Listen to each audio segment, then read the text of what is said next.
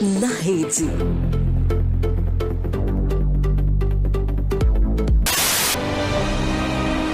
Cena da novela América. Menina, cabelos castanhos, camisa rosa, short cinza, sentada em frente à praia, entrelaçando seus dedos na areia. Cena de Eduarda Mirique, já adulta, repetindo a mesma cena da menina.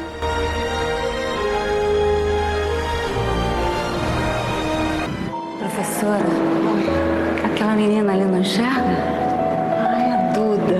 Peraí.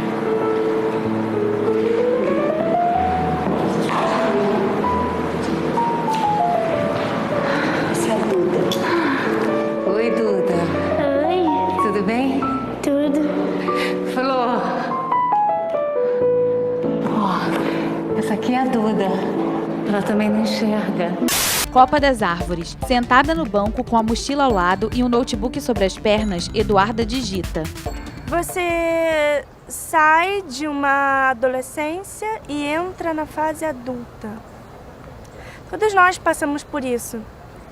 E o que acontece quando nós passamos por isso, por essa transição e com uma deficiência?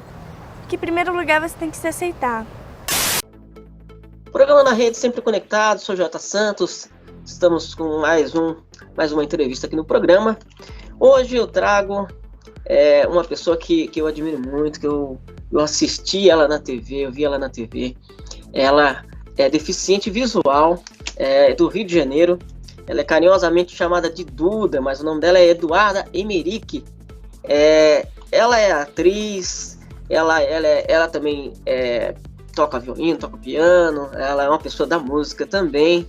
E ela participou da novela da Rede Globo Televisão, a novela América, em 2005, com o personagem Duda, né, a qual ela interpretou ela mesma na novela, que ela era amiga da Flor, né, que era interpretada pela a atriz Bruna Marquezine. Então foi uma novela que emocionou muitas pessoas, milhões de pessoas, e hoje eu trago ela aqui no programa para a gente conversar com ela, conhecer um pouquinho sobre ela e um pouquinho dessa participação na novela. Então vamos dar as boas-vindas para ela. Seja bem-vindo ao programa na Rede, Dudinha. Olá, João. Olá a todos. É um prazer estar aqui com vocês. Eu agradeço o convite do J. Santos. Eu estou muito feliz de estar aqui. Bom, posso me descrever aqui rapidamente? Posso descrever, fica à vontade. Então, eu sou morena, clara, eu cabelos pretos, lisos, ondulados, compridos. Eu tô sentada à mesa e meu vestido é estampado. Atrás de mim temos uma foto minha, eu tô num quarto e eu estou sentada. Meus olhos, eles são olhos glaucomatosos, né? Então, eles são um pouco fechados, levemente cinza puxado pro azul. E tô usando um leve batom. E é isso. Muito bem, agora eu vou me descrever. Não sei se eu me apresentei aqui, para quem não me conhece, sou o J. Santos. E como a Duda falou, e vamos descrever. Eu estou com uma jaqueta preta, sou branco, cabelo repartido, curto, sou branco, tenho olhos castanho escuro, tô com a jaqueta preta, camisa azul social, calça jeans e o meu fundo atrás é um fundo azul com luzes brancas nas laterais. E vamos conversar com ela. Duda, estou muito feliz de trazer você. Me emocionou muito aquela época. A época eu assistia com a minha mãe, a novela minha mãe ainda era viva aí na época, e ela se emocionou muito com o seu personagem. Então conta um pouquinho pra gente, como começou tudo, como é que você já tinha participado antes de algo ligado à televisão, como é que surgiu esse convite para você entrar na novela América? Conto sim, com o maior prazer. Então, na verdade, tudo começou com o teatro. Eu estudei aqui no colégio, Instituto Benjamin Constant, aqui no Rio de Janeiro. É um colégio, uma escola preparada para receber alunos com deficiência visual. E Bom, só para constar, eu esqueci de avisar. No meu caso, eu sou cega total. Mas o Benjamin Constant recebe alunos com baixa visão, com cegueira e também deficiência intelectual e que esteja atrelada à cegueira e autismo. Então, uma pessoa autista severa e deficiente visual, ela pode entrar. E quando eu entrei no Benjamin Constant, em 2001, eu tinha quase 5 anos, eu era uma criança muito tímida mesmo. Então, eu entrava, eu chorava, não queria ficar na sala com as crianças e tal. E até que chegou uma professora de teatro na escola e conversaram com a minha mãe e pediram para que ela deixasse eu fazer aulinhas de teatro com as crianças. E no início o objetivo era mais para eu me soltar, para eu não ficar tão tímida, tão chorosa. Era uma proposta de socialização. E minha mãe, claro, ela topou, ela sempre quis para mim e ela permitiu que eu entrasse nas aulas de teatro. E foi assim que tudo começou. Então, na verdade, eu fazia o teatro para relaxar, não como uma coisa profissional, nada disso. E então a gente fazia as peças de teatro, a professora, ela levava, por exemplo, quando a gente começou a ensaiar o Mágico de Oz, e a gente tinha que aprender a saber como o espantalho andava, por exemplo. Então, ela levava um boneco de palha pra gente e mostrava, gente, olha, o espantalho é assim, ele é todo mole. O Homem de Lata é assim, aí ela levava um boneco todo durinho. E o Chapéu da Bruxa é assim.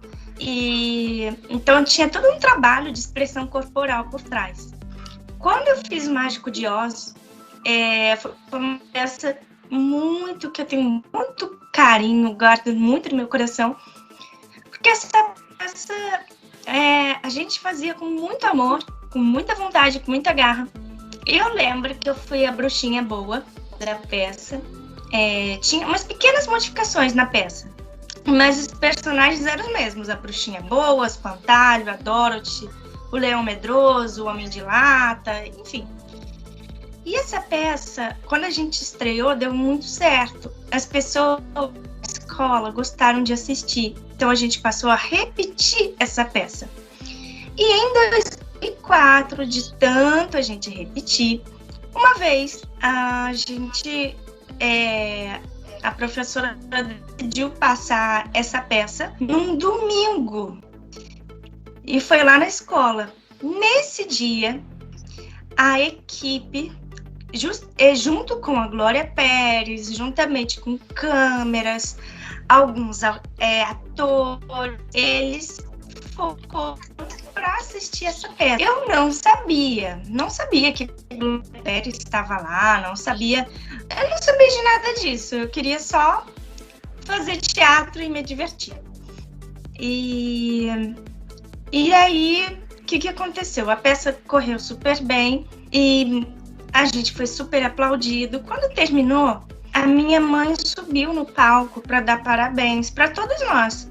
E aí, essa parte, quem conta foi ela, que ela subiu no palco para dar parabéns pra gente e ela sentiu sabe, como se alguém estivesse tocando no ombro dela, sabe? Ela sentiu isso e ela virou para trás. Gente, ela tomou um susto. Ela virou para trás e deu de cara com a Glória Pérez. E a gente surpresa. Sempre, assim, a gente nunca foi muito assim de ficar. A gente não estava acostumada a ficar perto de artista e tal. Então, assim, imagina, a pessoa vira pra trás e dá de cara com a Glória. Minha mãe conta que tomou um susto. Ela, meu Deus! E aí a Glória falou com ela: oi, você é a mãe daquela garotinha? E apontou pra mim. A minha mãe falou: sou a sua mãe dela. E aí a Glória Pérez falou: olha, você se importa da gente dar uma palavrinha com você? Com a minha mãe. E ela falou: não, imagina, a gente conversa. Minha mãe me deu parabéns, assim, filha, a mãe vai conversar aqui, já volto. Uma criança cega, então minha mãe sempre me avisou tudo. Sempre me avisou onde estava, o que estava fazendo. E aí a minha mãe me conta que a Glória Pérez disse que estava escrevendo uma novela e que ela queria abordar a deficiência visual de nascença e na fase adulta, e ela queria ouvir uma história para inspirar, sabe? Então minha mãe contou a minha história, como eu nasci. E no meu caso, eu nasci com 9 meses completo. E quando eu nasci, vieram vários pediatras para procurar saber por que meu olho era tão azul e por que a minha pressão dos olhos era tão alta. E que poderia ser catarata congênita, ou cegueira, ou glaucoma. E que no final descobriram que foi glaucoma. Então minha mãe contou todo esse início, assim, que foi um susto para a família. E então minha mãe contou essa minha história.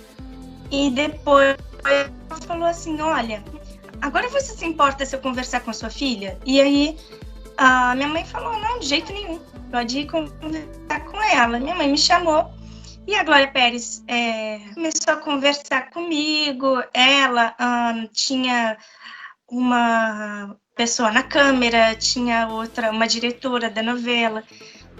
E as perguntas que ela me fez foi mais do mundo, assim, da criança.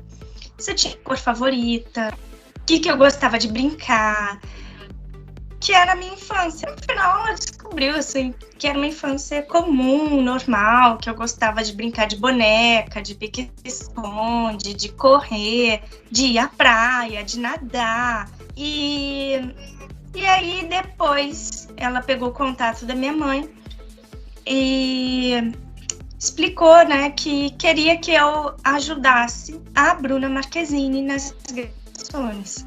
Então, a Bruna Marquezine, que fez o papel da Maria Flor, teve a história dela inspirar a minha, a parte do nascimento dela foi bem parecido com o meu, a parte quando o pai vai embora de casa foi bem parecido com o meu, dela querer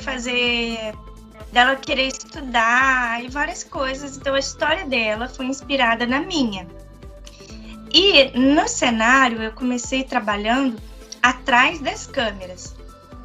Eu só dei um salto aqui, porque assim, vários meses se passaram e antes da novela começar, a Glória Pérez e a Bruna Marquezine e a Paula Bulamarque e o Ayrton Graça frequentaram o sítio na época que eu morava para ver como que era meu dia a dia, para ela poder escrever. Então, ela conversava bastante com a minha mãe, conversava comigo, e quando a novela começou, eu trabalhava atrás das câmeras. E como que era? A Flor fazia o que ela tinha que fazer, fazia primeiro. Então, por exemplo, a Flor levantou do sofá, correu e girou a maçaneta da porta. Então, Duda, faz primeiro. Como você faria? Eu tava do sofá, encostava minha mão na mesa, colocava uma mão na frente, a outra do lado. Aí eu ia andando, tateava, procurava na parede achar a porta, a altura da maçaneta e girar. E aí ela fazia. Até que um dia, dessas vezes que eu ajudava, na hora de gravar, que a gente ensaia muitas vezes a mesma cena, e na hora de gravar, esqueceram de me tirar do cenário. Então, assim, não perceberam. Quando foram ver a cena, gente, que bom, ficou ótimo, parabéns, vamos ver como ficou. E o Jaime Monjardim estava na época como diretor da novela, ele olhou e falou, ih, gente, a Duda saiu aqui. Aí todo mundo caiu na gargalhada, e agora e tal, vamos ter que gravar tudo de novo, esquecemos de tirar do cenário. E aí eu lembro que o Jaime se ajoelhou para ficar do meu tamanho. E ele falou assim, ó, Duda, presta atenção aqui no tio, eu tinha 9 anos na época. Você não gosta de fazer teatro? Eu falei, gosto. No teatro, tava ele e a Tereza Lampreia, os dois, né? você gosta da plateia que tá lá? Eu falei, gosto. Então, aqui é igual teatro.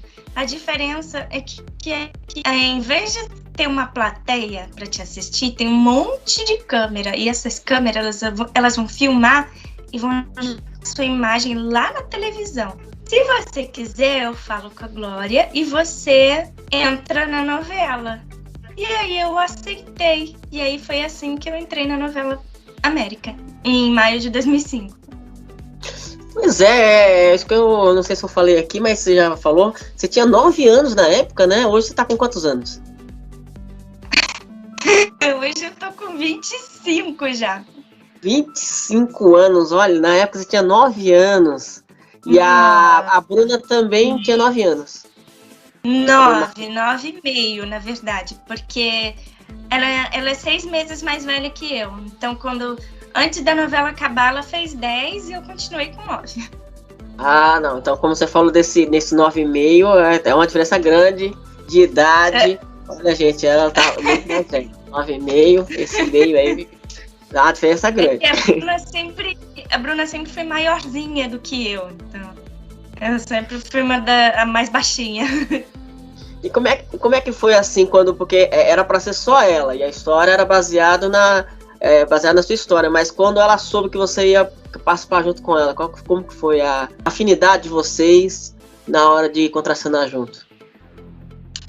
Então, que acontece? Quando eu entrei na novela, aí eu passei a ser a amiguinha que ia ajudar a Bruna, a Flor.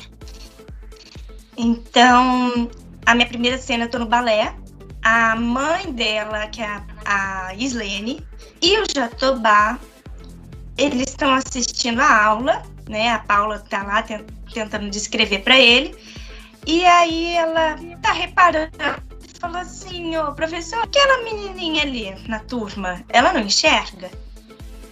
A professora fala, ela não enxerga, ela é a Duda, quer falar com ela? E aí ela pede para falar comigo, me apresenta para Flor. Professora, aquela menina ali não enxerga? É a Duda. Peraí.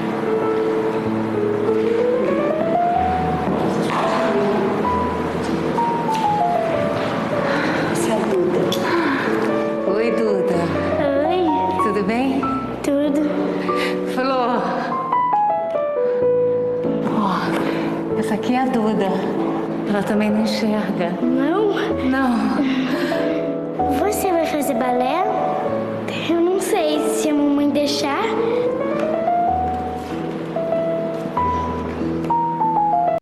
E porque a Flor, ela foi uma personagem bastante super protegida pela mãe. Uhum. Então,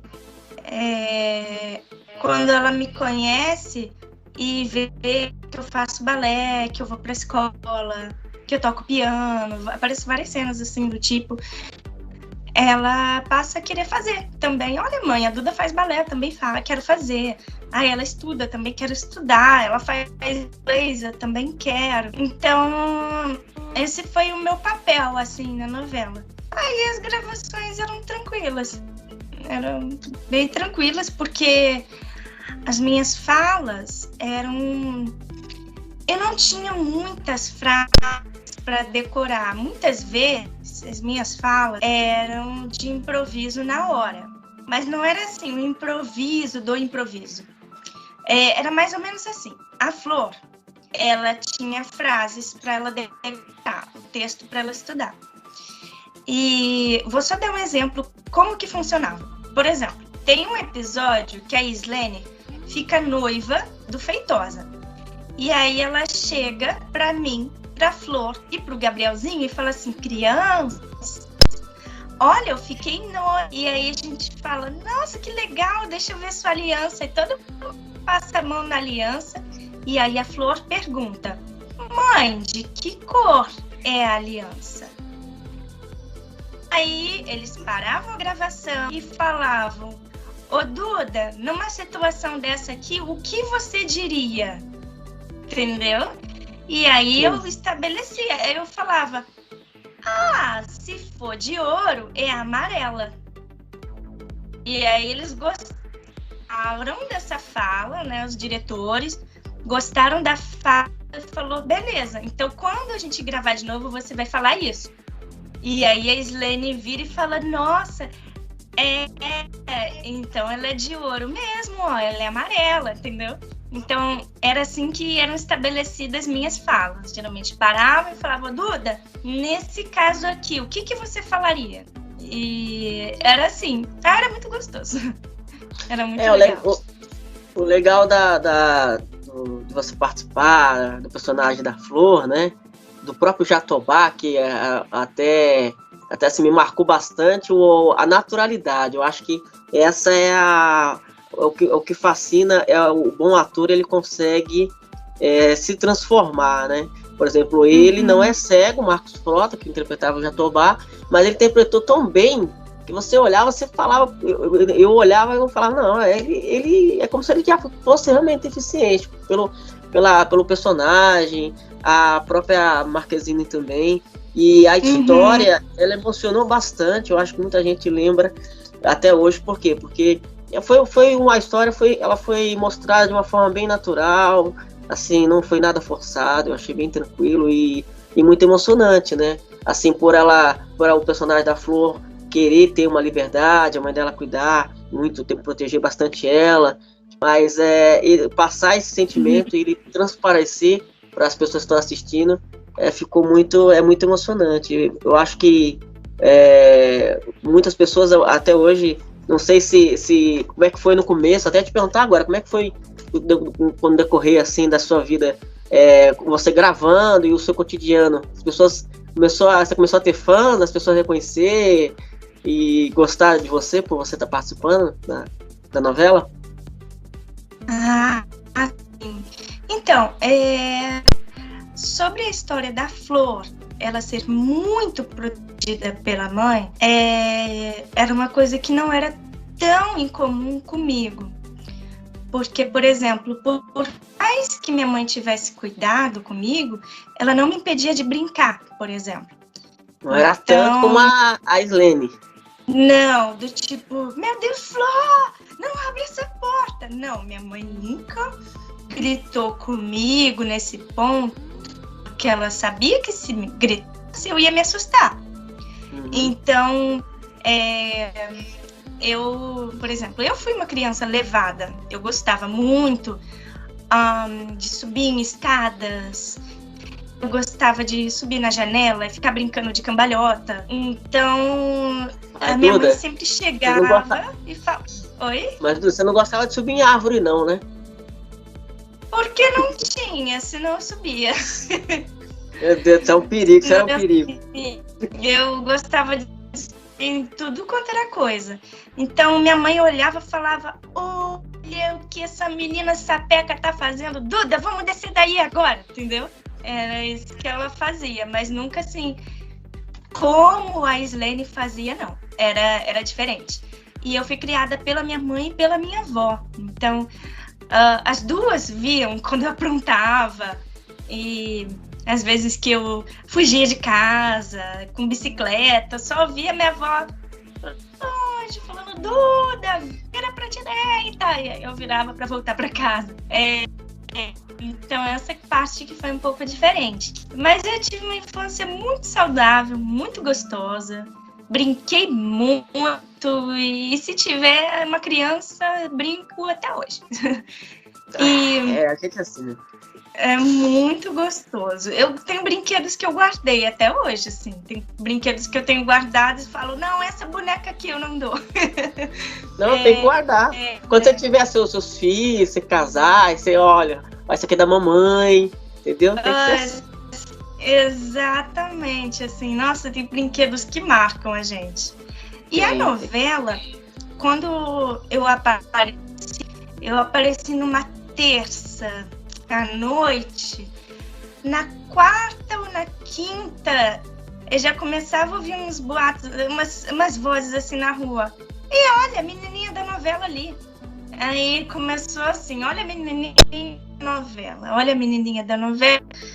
E aí, com o tempo, as pessoas foram me reconhecendo mais e mais. Era muito legal, eu gostava, assim, eu ficava muito feliz. Eu não, assim, eu me achava, não, eu achava divertido, eu achava legal quando as crianças vinham para falar comigo. Duda, é você de verdade!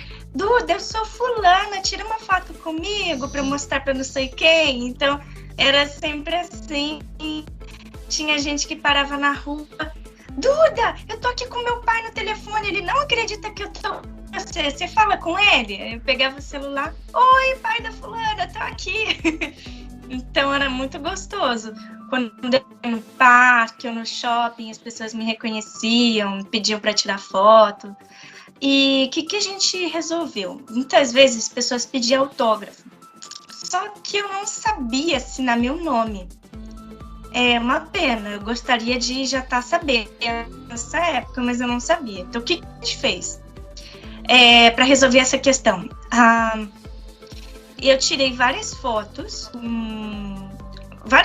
mesmo, assim, a gente encomendou várias fotos minhas, de vestido rosa, de vestido laranja, e atrás a pessoa estava escrito 1000 beijos, Duda Emerick, e eu marcava, deixava marcado uma marquinha de beijo.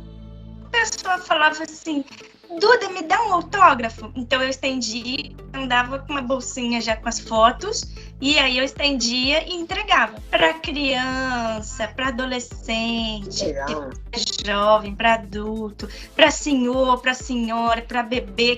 Duda, me dá um autógrafo, e eu já ia com a bolsinha preparada. Opa, Você já tinha um kit, o kit fã, ó, tá aqui, ó, minha foto. É o kit fã, pode levar. Era assim, muito gostoso. Mostrava, que foto linda! Mas me dá mais uma que eu vou levar para minha sobrinha. Eu andava também. Então a gente via com a bolsinha preparada. Onde quer que eu fosse, a gente tava com isso tudo preparado. E a rotina? Olha, a rotina era pesada, porque eu estudava. Então vamos lá, nessa época eu sempre fiz muita atividade. Então eu estudava, eu fazia natação, eu fazia balé, eu fazia piano, informática, teatro e gravava. Depois eu entrei na dança de salão.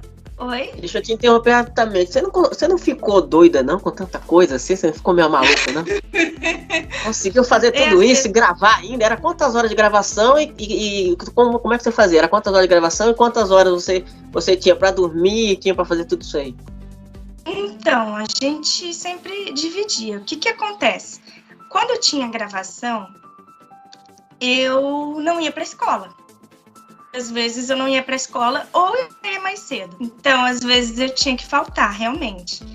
Na época, eu morava num sítio longe da escola, chamado um lugar lá em Santa Cruz da Serra, subindo para a Serra de Petrópolis. Então, quando tinha gravação, a produção avisava, às vezes avisava à noite, olha, amanhã, Duda, tem que estar 8 horas da manhã no Projac, 7 horas da manhã o motorista vai sair e vai buscar vocês. Eu ia com alguém, ou com a minha mãe ou com a minha avó. Como minha mãe trabalhava da sexta, geralmente minha avó me levava, e sábados era minha mãe. Então, tinha semana que tinha 2 gravações por semana, tinha semanas que eram 3 vezes, tinha semana que era 1 vez, tinha semana que era 4 vezes. Não tinha, assim, um padrão, sabe? E as atividades eram assim, eu evitava faltar e eu só faltava no caso de gravação. E eu lembro que até numa época, uma psicóloga lá na escola foi conversar com a minha avó, que eu fazia muita atividade. Mas depois eu expliquei que eu gostava disso, eu gostava de não estar parada. É claro, hoje em dia eu não tenho essa disposição toda que eu tinha meus 9 anos. Deus me livre, assim. Eu teria terminado meu dia esgotada. Mas naquela época eu tinha toda essa disposição e eu gostava de estar sempre ocupada. E com fui crescendo, eu substituí essas atividades por outras. E muitas dessas atividades que eu fiz, eu era bolsista. Então, que foi uma grande ajuda, porque a gente não podia pagar todos os cursos. E como eu queria conhecer para dizer, para pelo menos eu poder experimentar e dizer, olha, agora eu sei o que é. Então, eu acho que tudo isso valeu a pena. Porque na música você toca violino, toca piano, que mais? Só. Piano? Só, né? Ah, tá. Pensei que você tocava, sei lá, alguma flauta, saxofone. Não, a flauta só aprendi o básico, do ré, mi, fá, sol, lá, si. Também. Mas assim, na época eu fazia piano, o violino veio meu interesse depois que eu cresci, já tinha meus 16, 17 anos, que aí veio o interesse pelo som do violino, aquele som aveludado, agudo, meio soprano. E aí veio o interesse.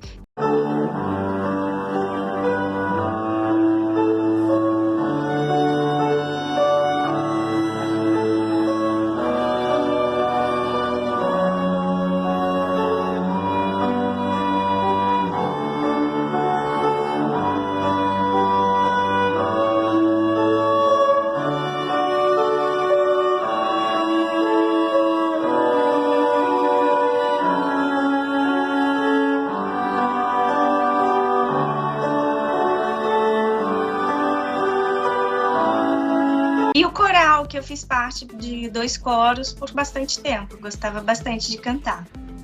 É a coral da igreja ou é a coral de algum local específico? Eu fiz coral aqui na igreja. Um era da igreja, o outro ensaiava aqui na igreja, mas não especificamente era da igreja.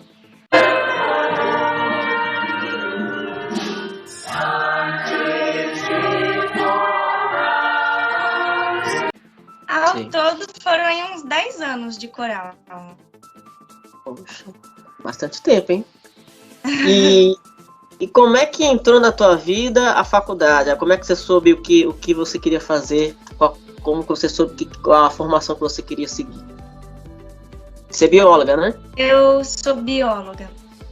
Então, eu gostei muito de fazer novela, para mim foi muito gratificante. Mas quando acabou, eu não queria assim seguir carreira de agora eu quero fazer outras novelas. Não era da minha vontade. A minha vontade era fazer novela, as pessoas conhecerem, estarem mais acostumadas a lidar com pessoas cegas, uma ideia mais educativa, sabe? Então, acabou. Depois de um tempo, eu fui para dublagem. Depois, se você quiser, eu conto como foi. Eu ganhei bolsa de teatro na Andréa Vancini, fiz 2 anos. Conforme a novela acabou, ainda mais uns 2 anos fazendo algumas coisas, assim, tipo desfile para grife de infantil. Aí eu ganhava as roupas, calçados, e nossa, era muito bom. Até porque essa parte é boa. Rápido, né? Essa parte é legal, você ganhar as coisas é muito bom.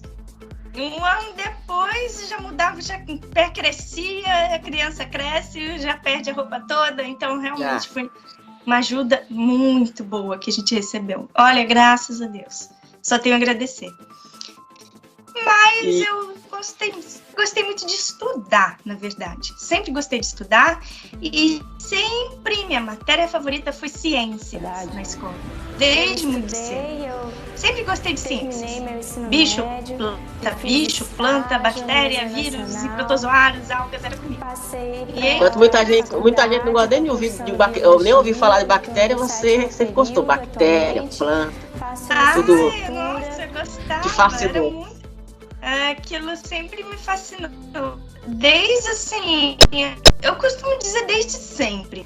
E minhas melhores notas sempre foram ciências. Eu lembro que na época da novela, a minha professora, ela me ajudou muito, porque quando eu perdi a matéria, ela passava para eu fazer tudo em casa, né? E eu tinha muito dever de casa, muito mesmo. E graças a Deus eu não fiquei em prova final, mas eu sempre pensava que as minhas notas melhores tinham que ser em ciências, e de fato, sempre eram mais altas. Eu não me incomodava de tirar uma nota mais baixa em matemática ou português, então tudo certo. O problema é que eu não posso tirar nota baixa em ciências. Isso era meu, sabe? E então eu fiz meu ensino médio, eu terminei o Benjamin Constant, o 9º ano. Fui para o Colégio Pedro II, que também é federal, é aqui no Rio. Só que já é um colégio regular. A gente, que é do Benjamin, né? O Benjamin é acompanhado ao Pedro II. Então a gente entrava nas turmas de 30 e 30 e poucos alunos. E aí lá quando eu estava nos meus 18 anos, eu tive a oportunidade de fazer um estágio no Museu Nacional. O Museu Nacional é aquele museu que pegou fogo em 2018. Muito triste, por sinal. Aquele museu foi um divisor de águas para mim, porque o museu, eu entrei como estagiária de iniciação científica júnior.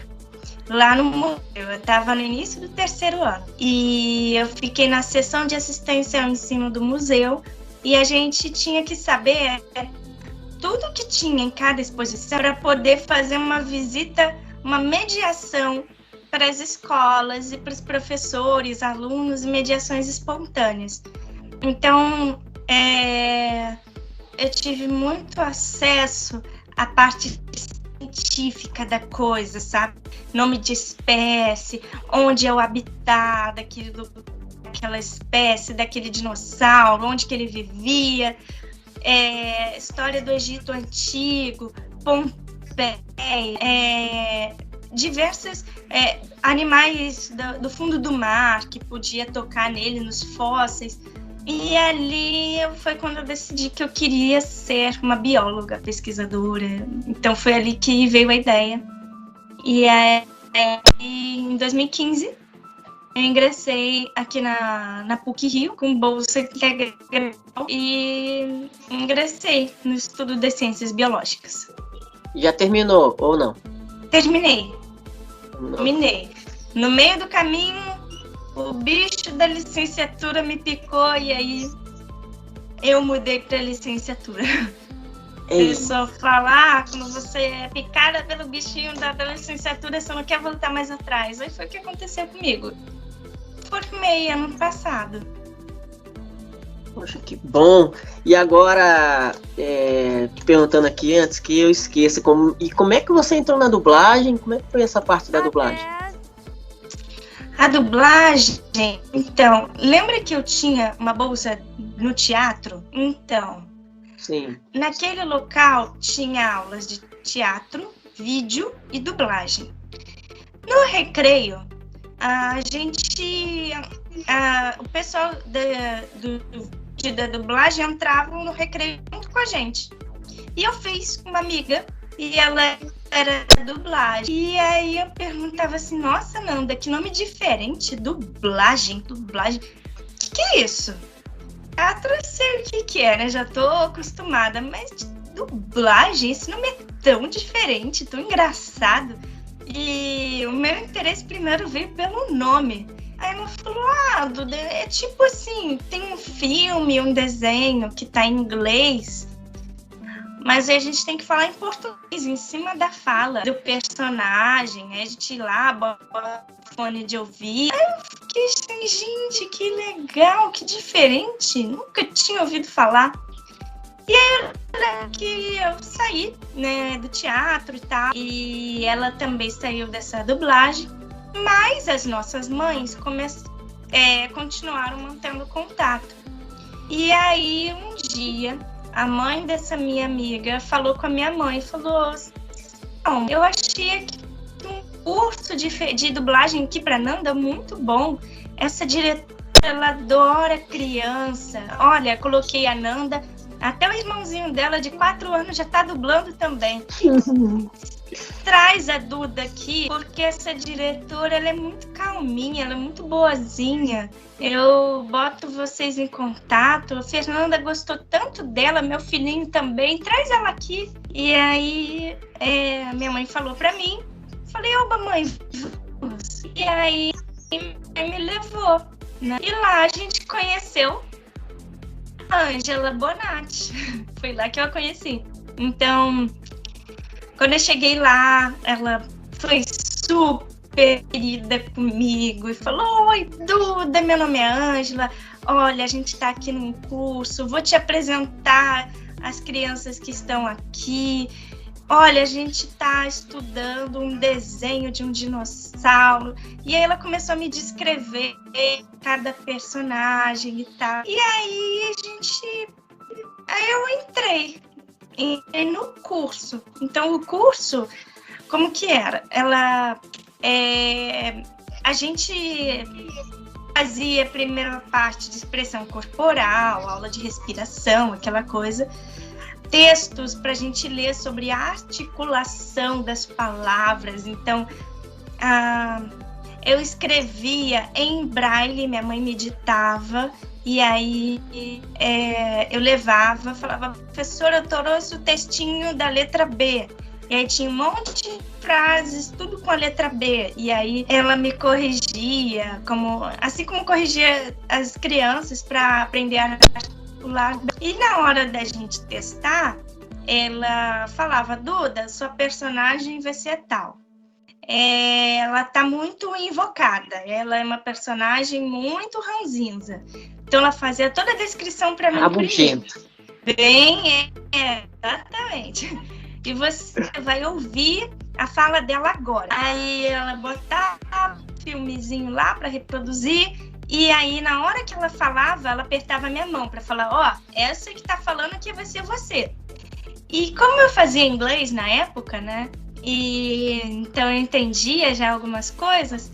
Na hora, ela falava assim, agora, Duda, você vai falar essa fala aqui em cima da fala dela. E aí eu botava aquele headphone e a gente ensaiava. Então, na hora de eu falar, ela sempre dava um toque na minha mão, ela apertava de leve e eu falava. E aí, o esposo dela, que era o técnico, ele terminava de ajustar no computador a fala do personagem com a minha, tudo direitinho. Então você chegou a fazer quantas dublagens? Aí a gente chegou o desenho no Brasil, Princesa do Mar, e aí ela explicou, falou, olha gente, agora a gente vai para o estúdio, esse estúdio não é meu, mas esse desenho que acabou de chegar, eles querem vozes novas e vozes de criança, então não quero ninguém imitando nada de, eu vou imitar o Mickey, eu vou imitar o Pato Donald, eu vou imitar a Minnie. Não. Esses personagens já têm os seus próprios dubladores. Então, eu não quero ninguém imitando. Eu quero que vocês sejam naturais, porque eles estão em busca de vozes de criança, e crianças é o que vocês são. E ela me levou no estúdio. E aí, assim que tudo começou, eu dublava a Princesa Lia, não era uma das personagens principais, mas quando tinha fala pra mim, ela me encaixava. Quando eram frases curtas, ela ficava comigo no estúdio e eu memorizava. Quando eram frases longas, mandava um script pra minha mãe e ela me ditava em braille. Da mesma forma que a gente fazia já no teatro. Ela me ditava as falas antes da minha, as minhas falas e a fala que vinha depois da minha. E aí eu ia pro estúdio, lia frase por frase, decorava e a gente gravava. Aí eu dublei Princesas do Mar e eu dublei aquele... Sabe aquele seriado que passava no Discovery Home and Health? Pequenas Misses. É um programa que as crianças pequenas se maqueiam, fazem coisa, bronzeamento artificial, e aí elas vão competir para ver quem é mais bonita, quem é... Eu acho que eu devo ter visto, não lembro. Eu não lembro agora, mas eu acho que eu devo ter visto. Eles... passava muito, não sei se hoje em dia passa. E eu tinha vários episódios que eu fazia umas pontas. Ou eu dublava uma criança, ou eu dublava uma maquiadora, ou eu dublava a mãe de uma criança, porque ali eu já estava maiorzinha, já tinha meus 14, 15 anos, então a voz já estava começando a mudar, e aí dava para dublar tanto uma criança quanto uma pessoa adulta. E aí até meus 15 anos, que foi quando eu dublei, acho que meu último episódio, última dublagem, se não me engano, foi uma fala lá no desenho da Marta Fala, que eu fiz lá uma espécie de jornalista. E aí foi a última dublagem. A Ângela passava por muitas complicações pelo fato do estúdio não ser dela, então ela não podia me encaixar no que ela quisesse, sabe? Ela não podia chegar para mim e falar: Duda, saiu um filme e você vai dublar comigo. Não. E então, assim, você percebia? Também. Mas você percebia que de repente isso era por conta que eles não queriam uma pessoa com deficiência, ou você achava que era por outro motivo? Era por ser uma pessoa com deficiência, pelo fato de eu não enxergar. Era pelo fato de eu não enxergar. Ela mostrava, provava com A mais B, a Duda pode dublar. E eu lembro que em 2011, a Kátia, que é a locutora do Dois Vox, ela também é um curso de dublagem. E teve uma parte lá do curso que ela teve que fazer uma parte de um filme, mas no curso, né? E aí ela falou: gente, vocês são perfeitamente capazes de dublar o que vocês quiserem. O problema são essas portas fechadas. Infelizmente. E como você vê essa dificuldade do mercado em aceitar as pessoas com deficiência? Você acha que é possível haver uma consciência de uma forma que seja mais aceitável? Você acha que é da cultura? Da onde você acha por que tem tanto esse preconceito? Eu acho que é muito cultural. Porque sempre parte do pressuposto de que você tem que olhar a boca do personagem para você encaixar a sua fala. E então eu acho que é muito cultural. Porque ali porque na dublagem mesmo você, apesar de você não ver, mas você conseguia dublar na mesma sequência com ela te dando o toque na mão, né? Não atrapalhava nada. Então você tinha capacidade de mostrar o teu trabalho ali, você estava mostrando que você era competente no trabalho, mas mesmo assim não continuaram com a ideia que não, tem que ser uma pessoa que enxergue. O difícil, assim, é o que eu falo. O difícil, às vezes, as pessoas, você tem uma deficiência, você vai fazer uma vaga, as pessoas olham para a deficiência, elas não olham para a sua capacidade, né? Exato. Eles olham para a deficiência, para aquilo que vai te limitar, ou para aquilo que vai dar um certo trabalho para eles. O único trabalho que a gente daria era que a pessoa que enxerga, ela não fica com o diretor do lado. É isso. A pessoa entra no estúdio sozinha, coloca o fone, pega o texto, olha e pronto. E essa que era a minha diferença. Precisava da diretora do meu lado. Então, muitas vezes as pessoas olham assim para, nossa, o que eu vou ter que fazer? Vou contratar, poxa, vou ter que gastar dinheiro para botar piso portátil? Eu não. Entendeu? Para eles é muito trabalho, não vale o gasto. Não vale o gasto. É tipo isso. E você tem habilidade também para mexer, por exemplo, tecnologia, celular com sistema de voz. Você tem toda essa habilidade no computador também. Você tem o sistema de voz. Você tem toda a habilidade para mexer. Eu mexo no celular, computador, no celular mexo até melhor, assim. eu não sou expert, assim, que tem uns cegos aí que faz muita mais coisa. Assim, foram treinados pela NASA. Tem uns que foram treinados pela NASA. De edição, daquilo que você fala, meu Deus. Mas eu sei o básico, eu sei mexer no e-mail, na caixa de e-mail, eu sei encaminhar uma mensagem, eu sei apagar, eu sei enviar, eu sei mandar mensagem no WhatsApp, eu sei usar os emojis, eu sei mexer no Zoom, nessas plataformas, Zoom, Skype, mexer no Facebook, no YouTube, fazer pesquisa. Você só tá acabando comigo, tô ficando com vergonha aqui. Você sabe fazer tanta coisa que eu não sei fazer nem metade disso aí. Tô ficando triste aqui, tá? Já tá legal, já. Não, porque só de você falar inglês, eu já fico impressionado. Até hoje eu tento falar, eu mal falo o português, quanto mais o inglês, eu já falo inglês. Tá, o máximo que eu sei de inglês é do Oscar. Esses inglês aí do Oscar. Passa na televisão. Poxa, você tá muito bem, pô. Tá melhor que eu. Tá de parabéns. Capaz, imagina. Ó, estamos chegando ao finalzinho do programa, mas antes, tem uma pergunta aqui que é uma pergunta objetiva, objetiva, né? Que é a pergunta na lata. Na lata! Então, vou te perguntar, a pergunta na lata é o seguinte. Hoje em dia, na sua opinião, hoje em dia existe espaço para pessoas com deficiência na teledramaturgia brasileira? Não. Por quê? Eu acho que é muito... Geralmente, quando a gente tem que estar sempre falando da deficiência.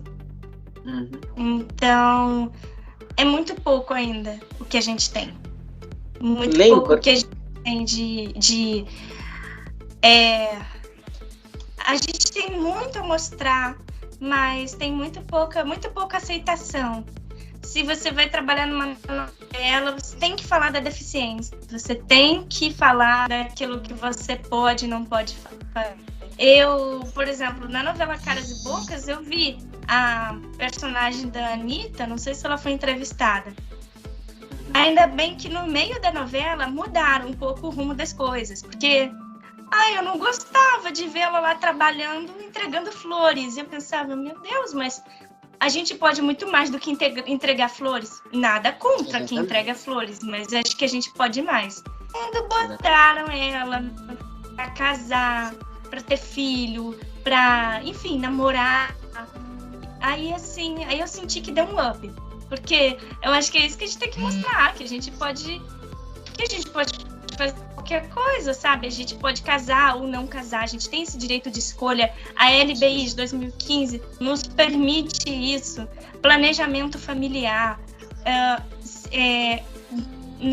quantos filhos quer ter ou não, direito de casar, direito de não casar, direito de fazer uma fertilização in vitro, direito de trabalhar, direito de ter uma vida comum, né? De estar lá bem explícito na LBI. É isso. A deficiência, ela não te define. Você tem a capacidade, a liberdade para fazer. Claro, todos nós, dependendo da limitação, a gente tem a nossa tem uma limitação, mas assim, você tem a capacidade de fazer qualquer coisa que você consiga, que você de repente precisa aprender, mas você tem a liberdade e o direito. Parece que muitas vezes é negado o nosso direito, é negado a possibilidade de você viver até muitas vezes e de fazer muitas coisas que, como eu disse, né, às vezes acham que não tem capacidade, subestima, né? Então, sim, enquanto não mudar isso, sempre vai haver, sempre você vai ficar limitado a um mundo. Por exemplo, a TV mesmo, muitas vezes ela quer mostrar, não, porque é deficiente. E às vezes nas empresas quer mostrar alguma coisa que é um trabalho, fica um trabalho mais simples, porque a pessoa que é deficiente, é visual, é total, não, fica lá fazendo alguma coisa mais simples. Então isso que é complicado. E às vezes a gente fica indignado com isso, mas a gente espera que um dia mude, né? Mude essas coisas. A minha mãe, ela percebe muito quando que eu tô, né, nessa empreitada de procurar emprego e tal. E aí ela me dá procurar e ela fica assim, dúvida, impressionada quando eu abro aqui proposta de emprego. Aí eu abro assim, PCD, pessoa com deficiência, ela vai empolgada. E quando ela olha lá, atender telefone, empacotador, ela falou assim, gente, mas vocês sabem muito mais do que isso. Por que colocam isso para vocês fazerem, sabe? É triste. E é triste, e assim, quando falam da gente, muitas vezes vem a gente com uma superação. A gente tem que estar sempre superando. Você fica brava, Duda? Fico. Mas você fica brava quando fala, não, mas é uma pessoa de superação. Mas Duda, a Marquezine falou isso também, você lembra, né? Falou, não, porque ela é uma grande história de superação e tal. Mas você fica brava, por que você fica brava? Já tá um termo batido, superação, porque qualquer um de nós pode superar, entendeu? A minha mãe ficou doente em 2018 e ela superou a doença, então ela é uma superação. Eu não preciso, que as pessoas, elas têm mania de ligar a palavra deficiência à palavra superação, entendeu? E eu não penso que superação pode ser qualquer coisa. Você pode superar um divórcio, você pode superar a dor da perda de alguém, você pode superar uma doença. Então, para mim, isso é superação. É você conseguir um trabalho, você conseguir um emprego, é você estudar, é você... Você não precisa ser eficiente para ter a palavra superação no vocabulário. Então, é isso que eu fico contra. Mas é claro, quando eu escuto alguém falando, não vou brigar e tal, nada disso. Mas é uma palavra que me incomoda. Olhar e falar, você é um exemplo de superação. Eu fiquei pensando, a pessoa chega na sua casa, olha, Duda, você é uma pessoa que você é uma grande pessoa de superação. Mãe, pega a vassoura pra dar na cabeça dele. Pega a vassoura, mãe. A gente vai pensar, a pessoa vai ficar brava. Não, mas é porque assim, mas assim, você entende assim que a sua história, as pessoas que não fazem parte do mundo da deficiência, elas veem as pessoas com deficiência assim, como pessoas assim que quase super-heróis, né? Tipo X-Men, né? Exatamente. E aí pensa, poxa, tivesse superpoderes assim. Poxa, eu não tenho deficiência e ela fez faculdade, ela é bióloga. Nossa, e aí a pessoa fica com aquela admiração. Você entende também que, por um lado, tem aquela coisa da admiração, tem aquela coisa que emociona as pessoas, né? Que elas admiram por você ter essa força toda, né? E isso faz uma grande diferença para as pessoas. A admiração é algo bonito, é muito bonito. Você não pode superestimar, tratar a pessoa como se ela fosse assim, nossa, um super-herói, como se ela fosse infalível. Sabe, aquela coisa super, ultra, mega diferente. Isso. A gente não é nem isso. A gente não é nem herói da Marvel.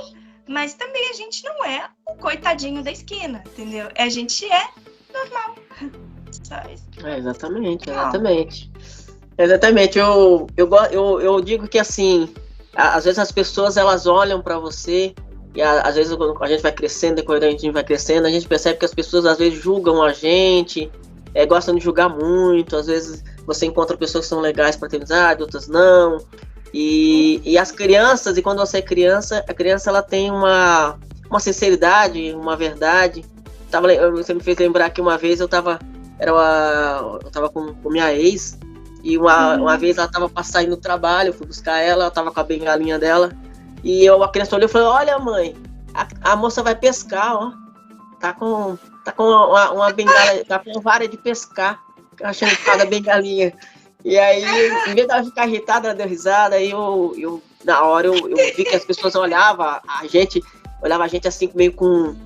olhava ela assim como... eu ficava com medo, sabe? Eu ficava assim, olhando, poxa, como é que ela pode aqui? A gente tem que sair aqui da calçada, porque a calçada era pequena, e eu andava na calçada, e as pessoas se irritavam com isso. A criança, numa naturalidade, olha mãe, a moça vai pescar, não achou ruim porque ela tava na calçada, né? E ela teve que sair da frente. Não, simplesmente criança tem aquele coração puro, assim, que muitas vezes falta isso nos adultos, né? A criança, ela tem uma curiosidade que é natural dela. É uma coisa, criança naturalmente é curiosa. Se ela chegar e, né, achar que é uma varinha de pescar ou é uma varinha mágica, assim, tudo bem, porque é com esses princípios que a gente vai trabalhar. Falar, olha, isso aqui é diferente. Essa aqui é como se fosse uma espécie de guia pra gente, a extensão do nosso braço. Imagina um braço gigante, ou uma forma de você explicar para a criança, porque ela vai aprender e ela não vai esquecer. Quando ela vê de novo, ela já vai achar aquilo super natural. Então, as crianças, elas são mais fáceis, mais maleáveis para a gente mostrar para elas. Se eu explico para uma criança que ela tem que me avisar onde tem degrau, ela vai me avisar todas as vezes. Ainda vai fazer questão de contar comigo. Então, o adulto é capaz de esquecer, mas a criança não.